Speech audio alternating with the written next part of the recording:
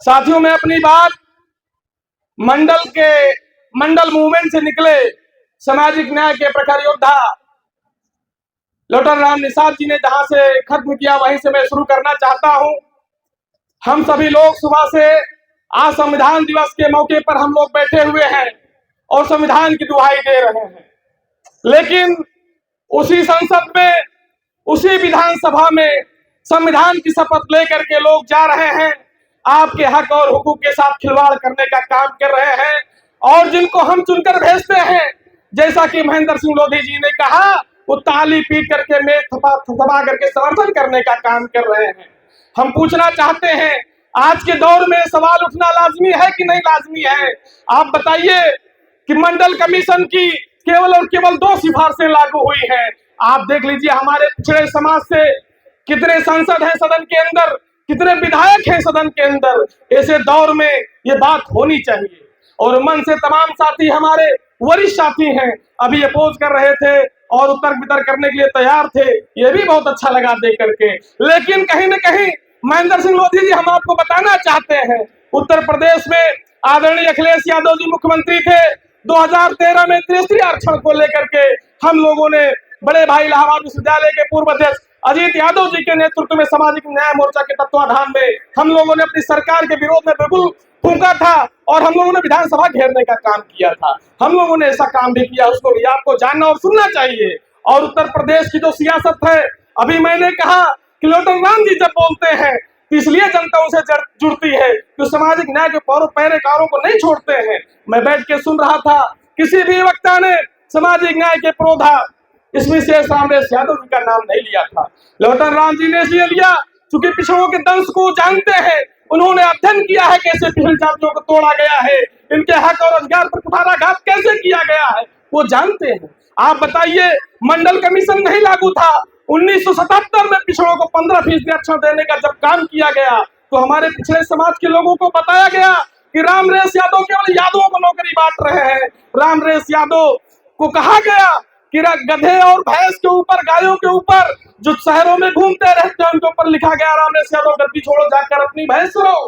कर्पूरी ठाकुर को क्या बोला गया?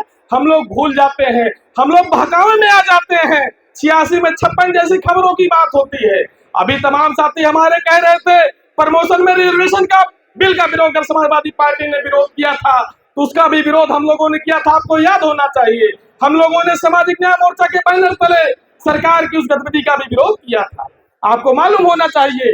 तो कहने का आशय यह है, अगर अखिलेश यादव ने कोई गलती की, अगर गलती बाबर ने की है, तो जुम्मन का घर नहीं जलना चाहिए। अगर किसी एक हमारे भाई से कभी गलतियां हो जाती हैं, इसका मतलब नहीं कि आप पूरे कुनबे को कसूरवार ठहरा दोगे। आप याद करिए उस आंदोलन को। आज बात होनी चाहिए त्रिस्तरीय आरक्षण की, आज बात होनी चाहिए लेटरल एंट्री की। आप लोग जानते हैं, हमारे आपके बच्चे इलाहाबाद, बनारस, मुखर्जी नगर जाकर के 10 बाई 10 के कमरे में बैठ करके संघर्ष करते हैं, पढ़ करके संघर्ष करते हैं, एक टाइम भोजन करते हैं, तहरी खा करके संघर्ष करते हैं, अपनी मेधा के बल पर आईएएस में चयनित होते हैं। आज लेटरल एंट्री आने से आपको कोई परीक्षा नहीं देनी है। आप किसी जने उधारी के घर में पैदा हुए हो, किसी सामंत के घर में पैदा हुए हो, किसी बिरला के घर में पैदा हुए हो, किसी अंबानी के चाकरी कर रहे हो, आपको सीधे विशेष सचिव बना दिया जाएगा। लेटरल एंट्री में आरक्षण नहीं है। आज बात ये होनी चाहिए, आज बात जाति जनगणना की होनी चाहिए। उत्तर प्रदेश में ऐसे राजनीतिक हालात क्यों नहीं पैदा हुए कि उत्तर प्रदेश में राजद विपक्ष में था, जदयू सत्ता में थी, भाजपा के साथ विपक्ष ने प्रस्ताव लाया कि आपको प्रदेश में जाति जनगणना करवानी होगी, तो नीतीश कुमार ने सहर्ष स्वीकार किया और जाति जनगणना करवाने का काम किया। उत्तर प्रदेश में अगर आप किसी के हिमायती हैं, किसी दल के समर्थक हैं, किसी दल के नेता हैं, तो आपको अकेले में अपने से सवाल जरूर पूछना चाहिए।